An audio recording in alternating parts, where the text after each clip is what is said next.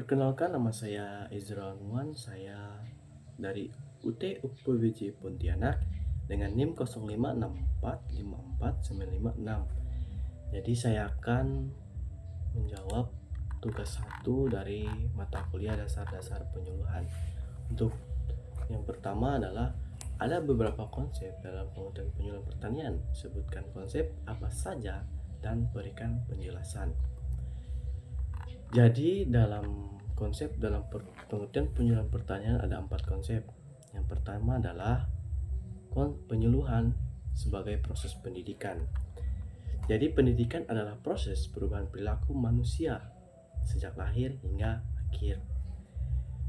Perubahan tersebut mencakup yang pertama pengetahuan, sebagai contoh seperti pengetahuan tentang varietas padi, dosis pupuk, dan yang kedua adalah keterampilan. Sebagai contoh, menggunakan traktor, mencanangkan tumpang sari, dan yang ketiga adalah sikap. Contohnya, berpikir positif, semangat belajar, kemauan untuk memperbaiki diri. Jadi penyuluhan bertujuan untuk membentuk perilaku petani berdasarkan ilmu dan pengalaman yang dilalui masyarakat.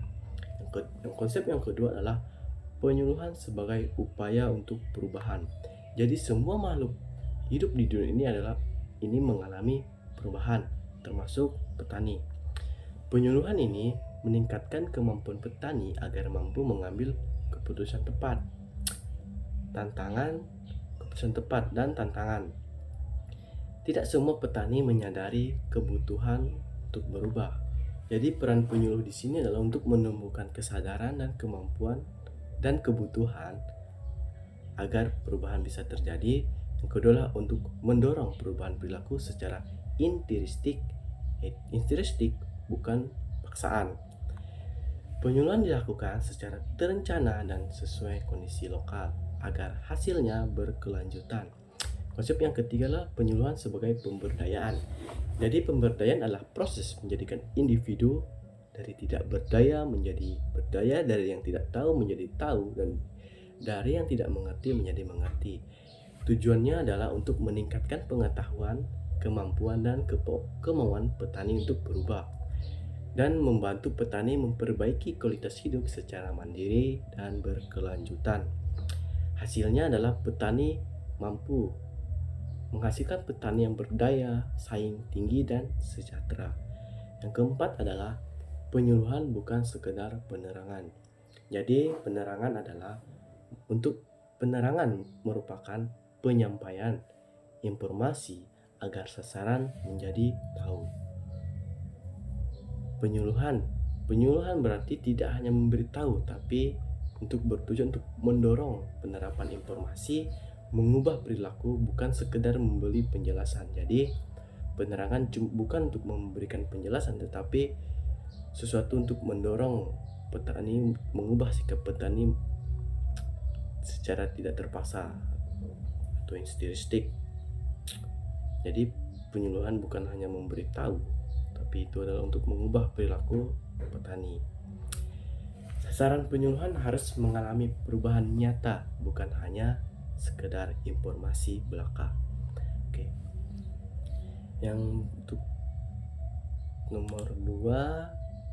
pertanyaan nomor 2 adalah salah satu konsep dalam sistem penyuluhan adalah sasaran penyuluhan. Mengapa disebut sasaran? Oke. Jadi mengapa disebut sasaran?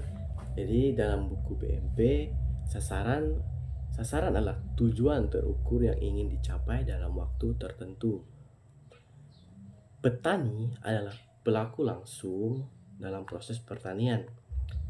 Keberhasilan penyuluhan bergantung pada pemahaman dan penerimaan materi oleh petani, pendekatan yang sesuai dengan karakter dan kebutuhan mereka. Jadi sasaran adalah tujuan terukur yang ingin dicapai dalam waktu tertentu.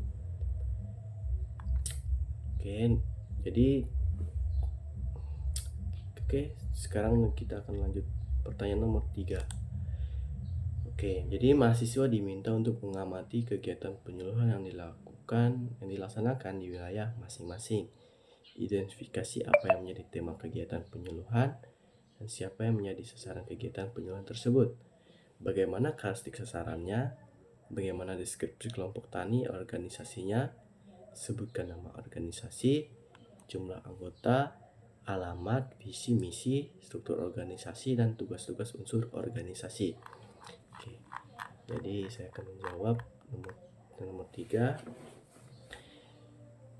Jadi saya mengambil dari sumbernya adalah BISIP Kalimantan Barat 2023 yang bertema BISIP Kalbar adakan BIMTEK di Kecamatan Toho, Kabupaten Mempawah.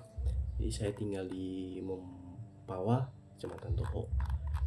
Oke, yang pertama tujuan. Jadi tujuan observasinya adalah untuk mengidentifikasi tema dan sasaran kegiatan penyuluhan.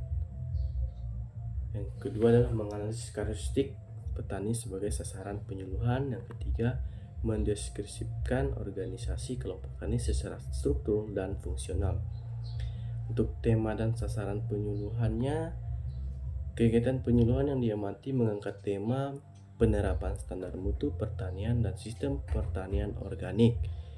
Sasaran kegiatan ini adalah para petani aktif di Kecamatan Toho, khususnya yang bergerak di bidang budidaya padi, hortikultura, serta memiliki potensi untuk menerapkan sistem pertanian organik dan sertifikasi benih. Oke, karakteristik sasaran penyuluhan.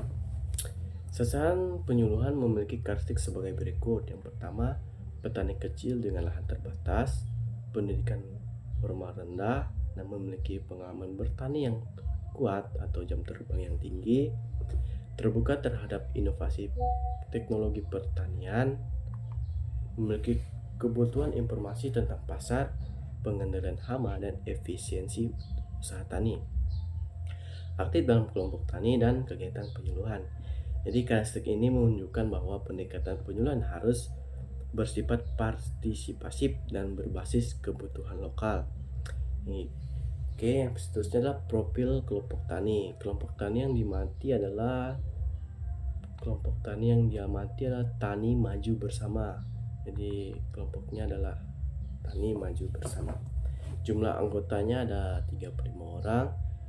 Lokasinya Dusun Sungai Nipah, Kecamatan Desa Pak Bulu, Kecamatan Toho, yang mempunyai visi mewujudkan petani mandiri dan produktif melalui teknologi berkelanjutan, dan misinya adalah meningkatkan pengetahuan, mendorong petani organik, memperkuat akses pasar, dan menjalin kemitraan strategis. Oke, struktur organisasi kelompok taninya terdiri dari yang pertama ketua itu Bapak Suryanto, pemimpin dan mewakili kelompok. Sekretarisnya adalah Ibu Lilis Hartati yang mengelola administrasi dan dokumentasi. Bendaharanya adalah Bapak Rudiansyah yang mengelola keuangan dan anggaran. Koordinator teknologi Ibu Nur Hayati untuk menyampaikan informasi teknologi dan menjalin komunikasi dengan penyuluh. Seterusnya adalah koordinasi pemasaran, yaitu Bapak Junaidi, mengatur distribusi hasil panen dan kerja sama pasar. Jadi dari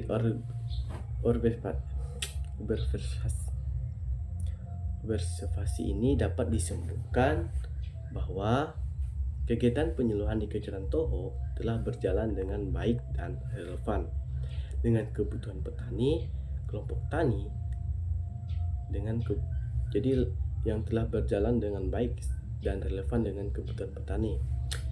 Kelompok tani yaitu Tani Maju Bersama memiliki struktur organisasi yang aktif dan mendukung proses penyuluhan integrasi antara teknologi, komunikasi, dan partisipasi petani menjadi kunci keberhasilan kegiatan penyuluh. Sekian dari saya, terima kasih.